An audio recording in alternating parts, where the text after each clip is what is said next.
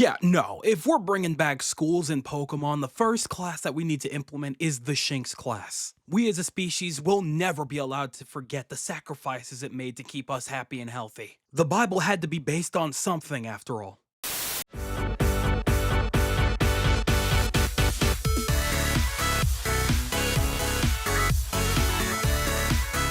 What's hoping and scooping, y'all? Sol here, and welcome back to the story mode. So this is definitely a strange video because this is absolutely a spin-off idea of a response that I did a couple of weeks ago. Just a little while back, I did a what mechanics would you guys like to see response video. And in that response, somebody said that they would like to see history and language classes come back. Obviously, the gears in my head were turning like crazy because I want to take that a step further. When it comes to Pokemon Scarlet and Violet, I think I've made it plenty clear that one of the most disappointing aspects was the fact that the games didn't have side quests. However, a close second in that regard was the fact that the school aspect was completely underutilized. The advertisements for Pokemon Scarlet and Violet centered around two things. The first of which was that this was an open world game with multiple storylines that you could tackle in any order you like. This is only technically true.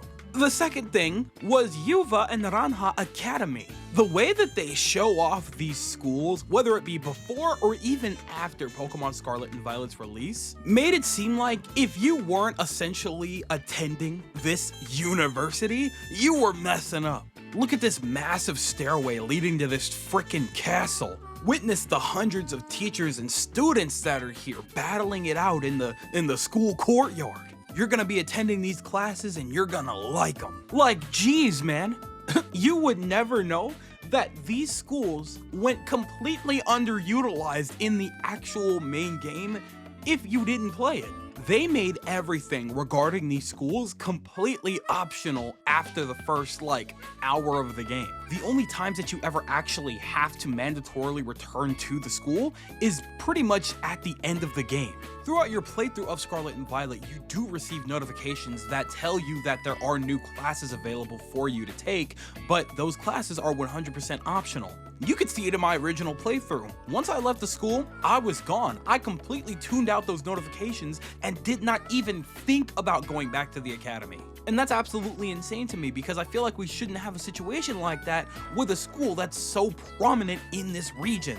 And so, naturally, once I was given that other response, I just continued to think, what if we actually benefited more from having a school and actually participating in its classes and activities? Again, the school does what it needs to do in teaching new players all of the basics they need to know when getting into a Pokemon game. It's very good for that, no doubt about that. However, you and I, being seasoned Pokemon players, need a little bit more incentive than just relearning the basics to return to this school.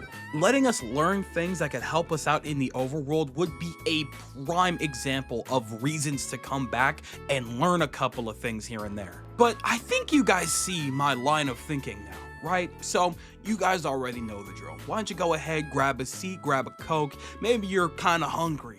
Might I recommend a grilled ham with some guac to satiate your appetite while we talk about how I believe the school aspect could benefit modern Pokemon going forward. And to make it clear, this is me saying that I would definitely be a-okay with having schools in the future of modern Pokemon. And the best way I feel we can do this is if you were to have every single class have very specific benefits. Having knowledge about a very specific subject is absolutely something that could and should help you out in the overworld during your journey. For example, let's talk about the possibilities of a history class. In something like a history class in the world of Pokemon, obviously you're going to be learning about three very distinct things. You're going to be learning about the history of the world, you're going to be learning about the history of people, and naturally you're going to be learning about the history of Pokemon. You're learning about what life was like before Pokemon battling, before certain Pokemon migrated to the region that you're currently inhabiting. And naturally, you're going to be learning the history of these towns and cities and how they originally came to be. Now, of course, having all of that extra information is fun and dandy and all that, but what if we took it a step further here? Imagine we're learning about how a certain town or city was shaped with the help of very specific Pokemon, very ancient Pokemon. Maybe we're learning about these Pokemon that we haven't really seen much in modern times, and we're learning about how they got along with the people, and possibly where they went after they were done helping people shape the land. So now, you as the trainer might get a clue as to where you might find these ancient and super rare Pokemon that are just kind of hiding throughout the land. It could be something as simple as, like, a family of Gibble or Gabites that have hidden themselves away somewhere, and because of that, you don't really see that kind of Pokemon out in the overworld very often in this new region that you're in. But because you actually went out of your way to take this history class, you now have a marked spot on your map because you know where you might be able to find these hidden Gibbles. It could also be regional variants, it could also be ancient Pokemon, something like what we had in the Scarlet and Violet DLC, what with Ursaluna and stuff like that. Or, even better, for whatever reason, fossil Pokemon were not really utilized very much in Pokemon Scarlet and Violet. So going forward, I feel like this would be a phenomenal way of helping us find fossils for certain Pokemon. Even more fun, we could actually utilize these history classes to take us on side quests. For example, during one of the classes, somebody raises their hand and says, "Hey, what are these sigils that are marked in all of these different places?" The teacher's like, "Hey, I don't know, but they've been around for a long time, and I think I heard something about one of them being spotted in this city or town." And hey, you've got a little storyline on your hands. Maybe it'll lead you to some really cool rewards, maybe a really rare event or Pokemon or something of the sort. But the point is, this history class could be our guide to finding hidden secrets, treasure, and Pokemon. There's likely plenty we can do with that, and I'm sure you guys have ideas of your own. In the response, it was also mentioned that they would love to bring back language classes. Obviously, in your standard language class here on Earth, you're learning about different languages, their origins, where they're utilized. In the case of Pokemon Scarlet and Violet, we were learning the language of Pokemon. More often than not, even when Pokemon understand people, which is a majority of the time, ironically, people don't always understand Pokemon. They don't speak in human tongue, so we had to find other ways to find out how to communicate with them. In the classes that we were taking at Uva Naranja, we were going based off body language and sounds. So now that we know that, I feel like there should definitely be a way for us to use this in the overworld when encountering wild Pokemon. I bring up the Ursaluna quest because I feel like we should definitely have more stuff just like that. There's a rampaging Pokemon out there in the forest and people are too afraid to go anywhere near it. You get the tip about this, and obviously your curiosity gets the best of you and you find it necessary to investigate. And this could possibly lead you on a fun little side quest to find out why this angry rampaging Pokemon is so angry to begin with. Maybe it forces you to battle, maybe you have to find something to bring back to it. There's so many different ways you could play with this, but because you went out of your way to learn about Pokemon and how they communicate with people, now you have a general and better idea of how you can go about handling a situation like that. I'd love to run across a little quest where a Pokemon looks like it's really sad, but in reality, it's just starving, and unlike its counterparts, it can't climb up the tree to get that apple that's just kind of sitting there. And maybe you're feeling obligated to help out because you can tell that it's hungry. You knock down that apple and guess what? Maybe you've made a new friend. I know that a lot of you may feel like this is a very simplistic line of thinking, but that's kind of the point here. Utilizing these classes to learn this kind of thing doesn't have to be anything major or clever. It can be really fun, simplistic stuff that you wouldn't have access to if you didn't go to the classes to learn them. That's kind of the point. If you didn't take that language class, you would have never known that that little slack-off that was sitting there was just really hungry. You probably would have just waddled past it thinking it was just tired or sleepy. I don't know, I just think that there's a lot of things that we could do with that, but what else have we got? What about an art class? Art is the bona fide definition of expression in its purest form. It can be shown in many different ways, whether it's a literal art piece, whether it was drawn or painted. Maybe it comes in a form of decoration, whether it be decorating a house or maybe even your own body. There are so many different ways you can utilize art, and in the case of an art class, there's so many different things you can learn. People can either utilize art to express something that they're feeling, or they leave it up to the interpretation of whoever is viewing said art. In the case of Pokemon, there is probably a good few ways we can utilize this. For example, what if we gain a better understanding of art and we actually visit some form of museum or something along those lines? Maybe you come across a very mysterious painting or some form of drawn art. It turns out nobody in said museum even knows who the artist of that art piece is. As a matter of fact, they're not even sure where it came from. But now that you have a better understanding of art thanks to your art classes that you've taken, you can see that this artist is clearly crying out for help. However, they're unable to do it blatantly. So, with your newfound understanding of art, it's up to you to go on this quest, find this person or this Pokemon based on the hints that the art piece gave you, and find out why they made that art piece. And again, something like this doesn't have to be in the literal form of like drawn or painted art. It could also be in the form of music.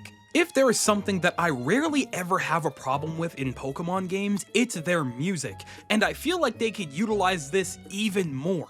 Maybe you come across a poem, or maybe there's a song playing on loop that you can hear in this museum and you're listening to the lyrics and suddenly you understand that this artist is trying to tell us to find something specific. You pay close enough attention to the lyrics and it becomes something of a riddle and you can hunt down some form of treasure, or maybe it's the artists themselves seeking out the challenge of somebody that was clever enough to solve their riddle.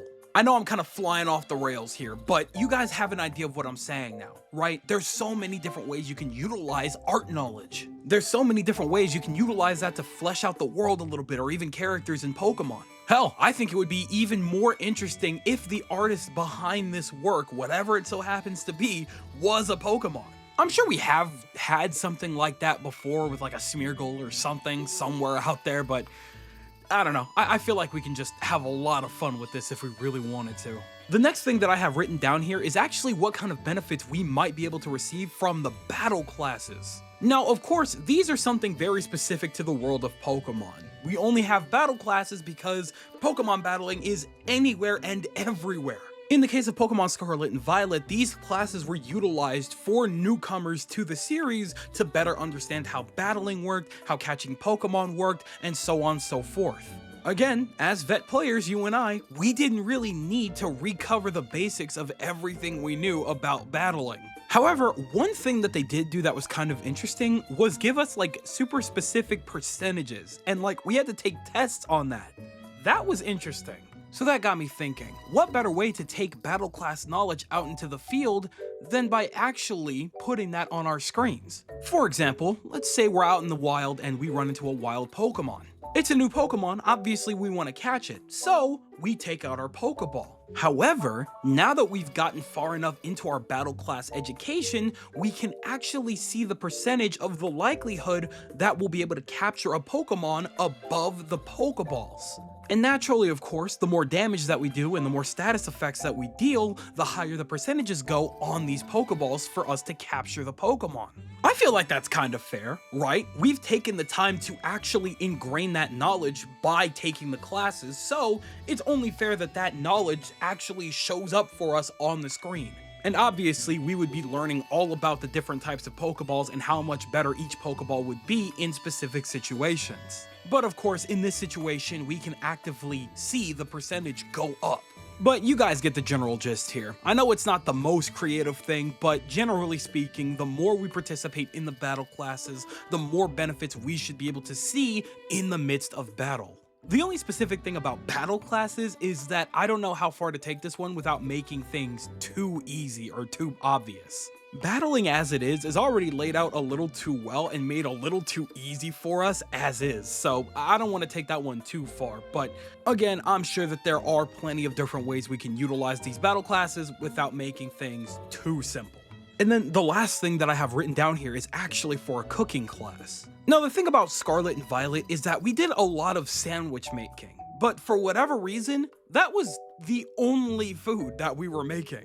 First thing we would need to do in the next game is introduce a lot of other foods that we can make for our Pokemon, whether it be soups or salads. I mean, granted, most things are sandwiches, it's usually meat between bread, but we eat a lot more things than just meat between bread. Hell, why do we not have some form of like ramen that we can make for our Pokemon? The idea here is that with an actual proper cooking class, we can learn about a lot of different recipes, and then when we go out into the overworld and find the ingredients, we now know how to make certain recipes because we've been following instructions in our cooking classes. And naturally, just like sandwiches, all of the foods that we make, whether it be for us or our Pokemon, can bring us benefits, whether it be in the overworld or possibly even in battle. This isn't even necessarily like a massive mechanic change, it's just a matter of variety here. we can do way more than just attract a certain type of Pokemon with the sandwiches that we eat. And naturally, of course, we can keep and improve some of the other mechanics that we do have, like experience gain and things like that. I guess I'm not really one to talk though, as I literally just had a massive sandwich before recording this video, fun fact. But with all of that being said, I feel like you guys get the general gist of what I'm trying to get at here. School can be beneficial as long as we get information that actually helps us out in the overworld. And of course, this is not me saying that every single mainline Pokemon game in the future needs to have schools in them. This is simply me saying that in the future, at some point, I would love for them to revisit the idea of utilizing a school in the setting that we're in. Pokemon Scarlet and Violet had so many opportunities to utilize the school as one of its primary mechanics, but they didn't do enough with it, and I'm really disappointed by that, which is why at some point I hope they don't just completely drop this and we actually get another chance to see what Uva Naranja Academy would have felt and looked like if the ideas that they probably had were more fleshed out. You guys know me, I like to see potential reached, and with Pokemon, that is a very hit or miss thing, but you know what? Hey, maybe that is just me. So that just about wraps it up for this one, just a random little idea that I had stemming from that previous video about the Gen 10 thing. But I had a lot of fun with this one because I do feel like another school situation could really help out next time. Again though, I feel like they likely won't revisit that idea because Pokemon and Nintendo have a little bug where everything that we get always has to be completely brand new, so who knows what we're gonna get next time, but we'll play it by ear. But regardless of that, I want you guys to tell me everything that you guys are thinking in the comment section below, because you know for a fact I'm always gonna be down there with you guys. Are you guys feeling the same? Would you guys like to see school utilized once again in a future title when it comes to Pokemon? Or am I absolutely off my rocker? We don't need to see another school. They should never touch this again. Tell me everything you guys are thinking in the comment section below, and I'll be down there with you guys every single time. But with that, it does appear to be skedaddle o'clock, so I'm gonna go ahead and do just that. I would like to thank you guys ever so much for watching. I truly do hope you enjoyed.